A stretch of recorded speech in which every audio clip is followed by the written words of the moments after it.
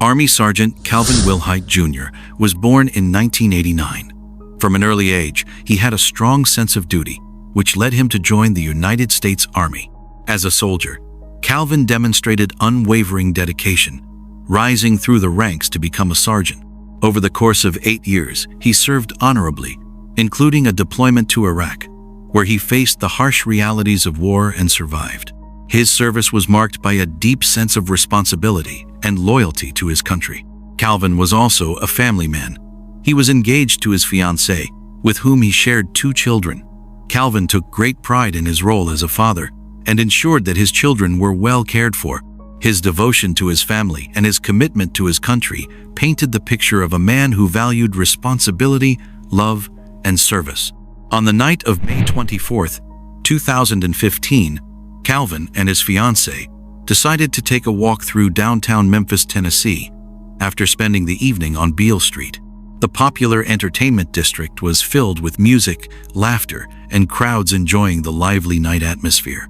As they strolled along South 4th Street, near the FedEx Forum, their peaceful walk suddenly took a dangerous and tragic turn. A dark-colored vehicle carrying 3 men approached the couple. Instead of simply passing by, the men directed their attention toward Calvin's fiancée, making inappropriate remarks. This harassment quickly escalated when Calvin, unwilling to tolerate the behavior, stepped in to defend her. What began as a verbal exchange rapidly turned into a heated argument. Tensions soared, and in an instant, the situation turned violent. One of the men in the car pulled out a firearm, and before Calvin could react, gunshots rang out. He was struck 3 times, collapsing onto the pavement as his fiancée watched in horror. The shooting was swift and merciless, leaving bystanders shocked and unable to intervene. The assailants wasted no time fleeing the scene, speeding off in their vehicle and vanishing into the night. The sounds of the gunshots echoed through the streets, cutting through the usual city noise, and moments later, Calvin lay critically wounded on the ground. At approximately 12:05 a.m., Memphis police officers from the Entertainment District Unit responded to reports of the shooting. Upon arriving at the scene, they found Calvin lying critically injured on the ground. Emergency responders immediately rushed him to Regional 1 Hospital, where medical professionals fought to save his life. Despite their best efforts, the gunshot wounds were too severe, and shortly after arriving, Calvin was pronounced dead. Law enforcement launched a thorough investigation into the shooting. Officers scoured the area for evidence, reviewing surveillance footage and interviewing witnesses. Descriptions of the 2 men involved in the shooting were gathered, with witnesses providing critical details. The driver of the vehicle was described as a black male between 22 and 25 years old, with a light complexion, hazel eyes, and a high fade hairstyle with curls on top. His accomplice, the shooter, was also described as a black male in the same age range but with a darker complexion and a chubby face. He wore his hair in a fade style and had a small to medium build. Witnesses also provided a description of the vehicle involved in the crime. It was described as a light green or gray 4-door sedan, possibly a Dodge Stratus, Ford Taurus, or a similar model. Unfortunately, there was no visible license plate or distinguishing marks on the car, which made tracking it difficult. Despite the efforts to gather information and review surveillance footage, the suspects remained at large, and the case went cold.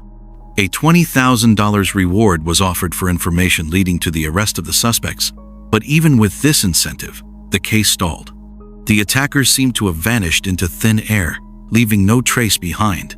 The Wilhight family was left in despair, knowing that the killers were still out there, walking free.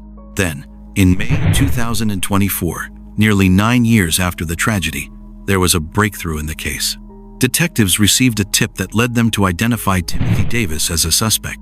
This new lead reignited the investigation, and in February 2025, Davis, now 33 years old, was arrested. Davis was charged with second-degree murder in connection to the crime, a major development after years of no progress. He was formally charged, and his bond was set at $250,000. However, questions remained about his full involvement. Was Davis the gunman, or did he play another role in the crime? Timothy Davis, born in 1991, had a history that had raised concerns in the community. While he had not previously been involved in any high-profile criminal activities, his history with the law showed a pattern of troubling behavior. Davis had run-ins with the legal system, including several arrests on various charges. Most notably, he had been involved in several violent incidents during his younger years, some of which had left a lasting impression on the local authorities. His arrest marked a pivotal moment in the case, but it also opened the door to further investigation. While Davis was facing charges, the case was not fully closed, as it remained unclear whether he was the gunman or simply an accomplice in the crime. Investigators continued to work diligently to piece together the full extent of Davis's involvement and to determine if additional suspects would be identified and brought to justice. For Calvin's mother, Davis's arrest brought a sense of relief, but it did not erase the grief of losing her son. She expressed her frustration with how long it had taken for justice to reach this point, stating that someone must have known more about the incident. Despite the breakthrough, she remained focused on the fact that at least one other suspect was still walking free after nearly a decade. The pursuit of justice was not over for the Wilhight family. While Davis's arrest was a significant step forward, the fight for complete closure continued. As long as the remaining suspect remained at large, the case would not be considered fully resolved. Christopher Green was the kind of young man people remembered. His smile was easy, his laughter genuine, and in a town like Bangor, Michigan, where faces were familiar and stories traveled fast, Christopher stood out for all the right reasons. At just 19 years old, he was straddling the fragile line between adolescence and adulthood, carrying dreams bigger than the small town that raised him. Growing up, Christopher learned early about hard work and kindness.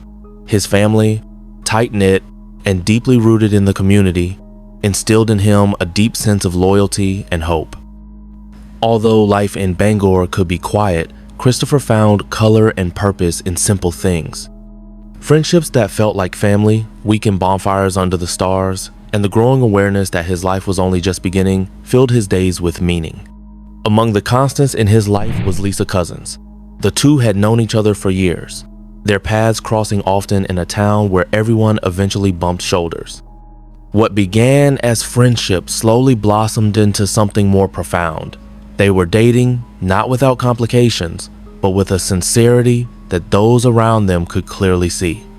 For Lisa, Christopher was more than just a boyfriend. He was a safe haven.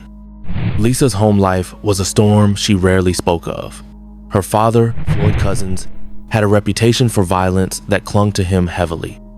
His temper was legendary in Bangor, swift, brutal, and unpredictable. Behind closed doors, Lisa bore the weight of that fury. Christopher knew enough to be wary, but loved her enough to stay close, offering the kind of refuge her own family denied her. Being with Christopher was a quiet act of defiance and survival for Lisa. Yet love, even the purest kind, can stir the darkest jealousies. Ray Edward Barry lived not far from either of them. He was a loner by nature who watched more than he participated, blending into the background of Bangor life. Inside him, something bitter festered. Barry had developed an unhealthy fixation on Lisa, a silent obsession that grew sharper each time he saw her hand intertwined with Christopher's partifest. His longing twisted into resentment, and over time, he did not just envy Christopher, he grew to hate him. On the 9th of December, 2002 winter had settled firmly over Bangor. The air was sharp, and the ground was frozen solid beneath a layer of fresh, white snow. It was the kind of cold that burned the skin, the kind that usually drove people inside early. Yet that night, somewhere along the deserted stretch of 60th Street, hatred erupted into bloodshed. Christopher's body was discovered battered and lifeless, his wounds telling a story of savage violence. He had been stabbed repeatedly and beaten with a force fueled by rage, then left alone under the indifferent Michigan sky. Blood soaked into the snow around him, vivid and horrifying against the pristine white. It was a scene that would haunt the town for years to come. The immediate aftermath was a whirlwind of confusion and grief. Investigators zeroed in on Floyd Cousins almost immediately. His history of violence, his strained relationship with Lisa, and the rumors swirling around town made him an obvious suspect. Interviews were conducted, alibis checked, and background scrutinized. Despite the darkness that surrounded Floyd, there was no direct link tying him to the murder, No weapon, no witnesses, and no confession emerged. As days turned into weeks and the year drew to a bitter close, the investigation stalled. Christopher's family, raw with grief, clung to hope that justice would eventually find its way through the freezing fog. However, the case quietly slipped into the cold files. His name became just another entry on a list, his photo tucked away in a drawer, and his family left aching without answers. Lisa, burdened by loss and trauma, moved on with her life as best she could, yet the ghost of that December night followed her everywhere. Christopher's death was a wound she carried in silence, a reminder that love, her safest refuge, had been stolen violently from her.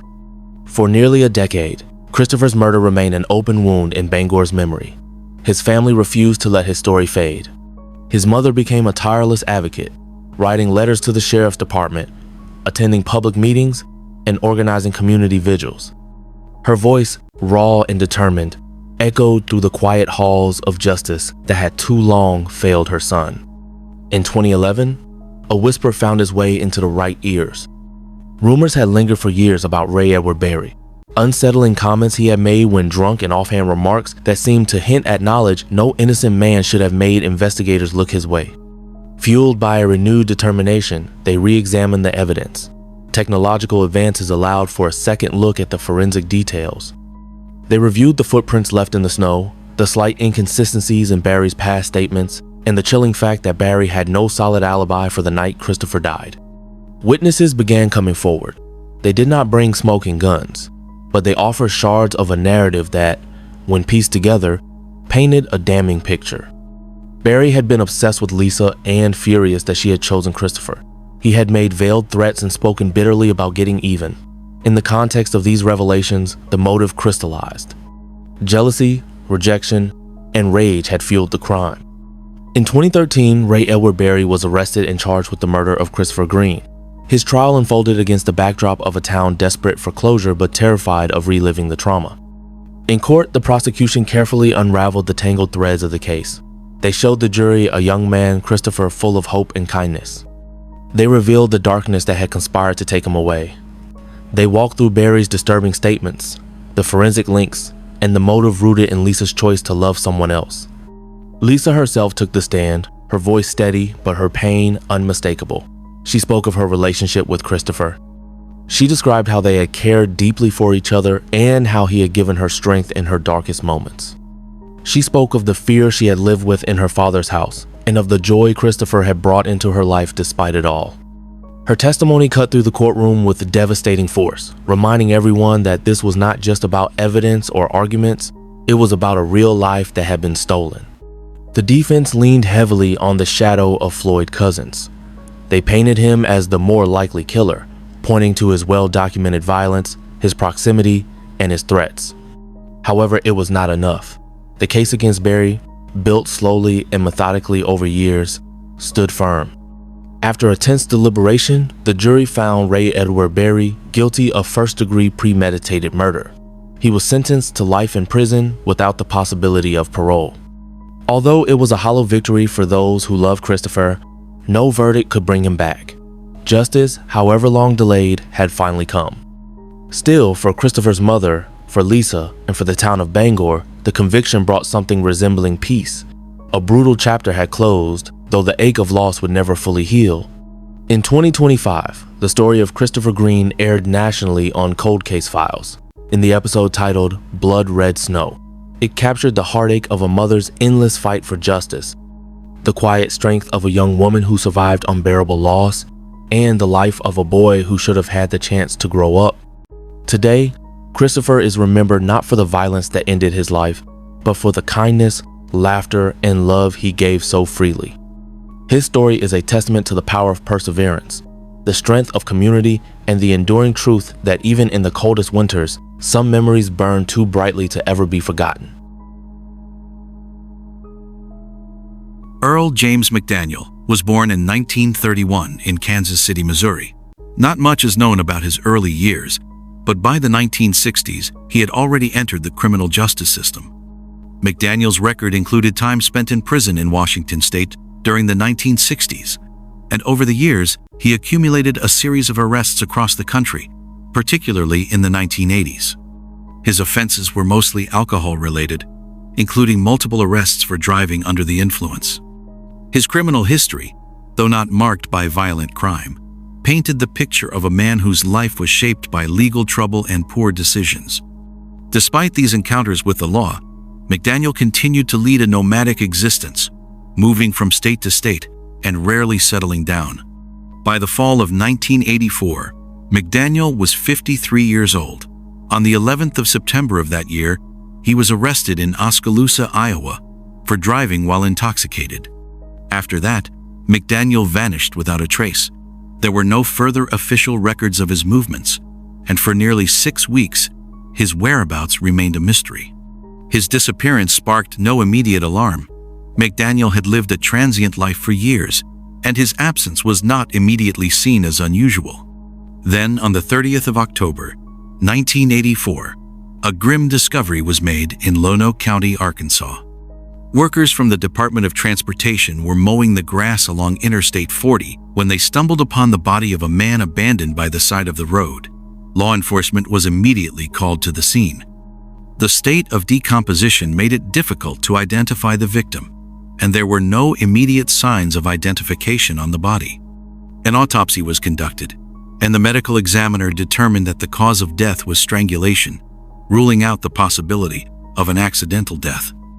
However, without any identification on the body, the investigation quickly stalled. At the time, forensic technology was limited. With no DNA analysis available and only basic tools for criminal investigations, the case grew colder with each passing year. For 4 decades, the man's identity remained a haunting enigma. The case was filed away as just another cold case, with no new leads or advancements in the investigation. In 2024, the Arkansas State Police made the decision to reopen the investigation, hopeful that modern forensic techniques might finally provide answers. The remains were sent to a specialized DNA facility in Texas, where experts used advanced testing methods, including genetic genealogy, to examine the remains. After months of uncertainty, a breakthrough finally emerged in March 2025. The facility confirmed that the remains belonged to Earl James McDaniel, a 53-year-old man originally from Kansas City, Missouri. To confirm the identity beyond doubt, investigators compared McDaniel's DNA with that of his daughter, who was living in Washington state. The comparison was conclusive, and McDaniel's identity was officially confirmed after nearly 4 decades of uncertainty. Earl James McDaniel's life had been one of constant movement, legal troubles, and instability. Born in Kansas City, Missouri, McDaniel's early years were shrouded in mystery. However, by the 1960s, he had been entangled in the criminal justice system. His time in prison in Washington state in the 1960s seemed to be a pivotal moment in his life, marking the beginning of his repeated run-ins with the law. His later arrests in the 1960s for offenses like drunk driving showed a man whose lifestyle was continually marked by poor choices and poor judgment. Though McDaniel had been arrested multiple times, he was not a violent criminal. His life, however, remained marked by repeated offenses and a lack of stability. He moved from state to state, unable to find permanent residence or employment. Despite his troubled history, McDaniel was a father to one daughter, who was living in Washington state at the time of the case's resolution in 2025. His daughter had spent decades hoping for answers about her father's disappearance, never knowing the true circumstances of his death. McDaniel's disappearance in 1984 raised a number of questions.